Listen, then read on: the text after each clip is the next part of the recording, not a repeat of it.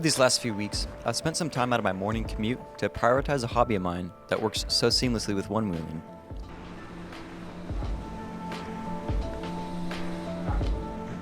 And, if you haven't figured it out by now, that is photography.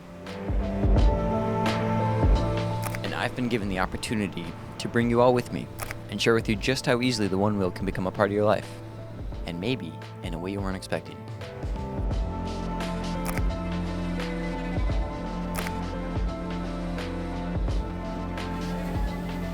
You see, when you first learn to ride a onewheel, it feels very foreign.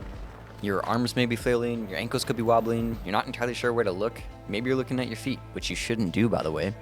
But you and the board are essentially battling with each other. You're trying to figure out those little nuances to riding. And when you do, you develop a bit more competence.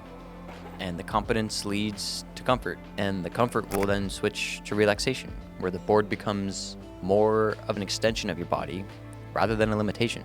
Onewheeling is just like any other skill you develop, whether it's like cutting vegetables or riding a bike. It gets to the point where you no longer really have to think about what you're doing.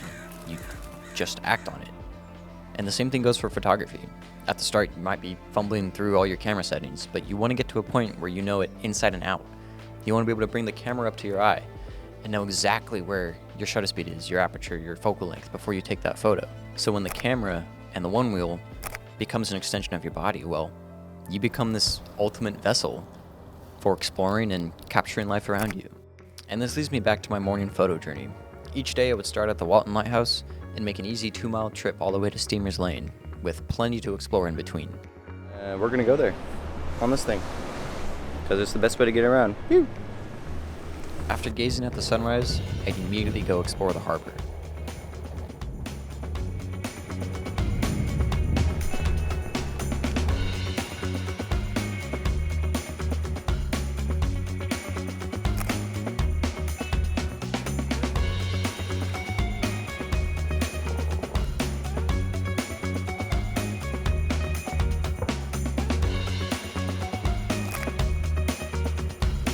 Probably could have walked through there all morning, but I got other spots to hit. After that, I'd jump along East Cliff to soak in the coastal views and explore the beautiful houses Seabright has to offer.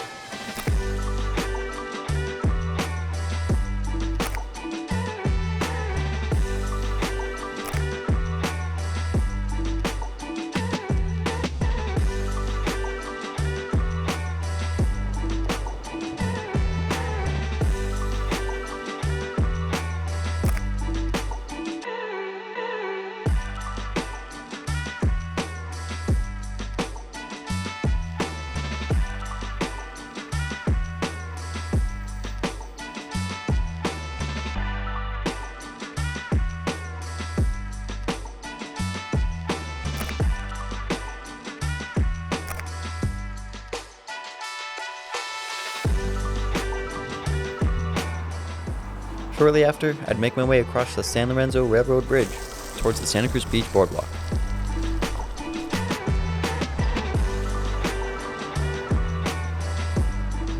Which you can't ride inside, unfortunately. And I'd eventually find my way to the Santa Cruz Wharf. And it's moments like this where I stop in my tracks. I stare off into the distance. And I think, is it really worth it to go out there? What if it's boring? Is there any good light? Will people look at me funny? Am I a real photographer? Did I forget to put deodorant on this morning? But then I remember I'm on my onewheel, and I immediately make my way down the wharf. But if I was walking, I can guarantee you I would not make the journey out there, because it's just way too time consuming for my commute. And let's be honest, my thoughts would probably get the best of me. That's a nice helmet, look at that. And that's what it really comes down to. Onewheeling, in my opinion, closes the gap between thought and action. That was a fun moment. If I had been walking, I straight up would have missed that. And especially at a time when we have access to the most vivid and detailed photos of distant galaxies and stars, I can't help but appreciate these small moments a lot more and feel how fortunate we are to have access to a machine that allows us to a lot easier see what awaits just around the corner. So maybe the next time you're out for a ride, bring whatever camera you have and let your curiosity take you someplace new. You never know what moments you'll come across. just waiting to be captured.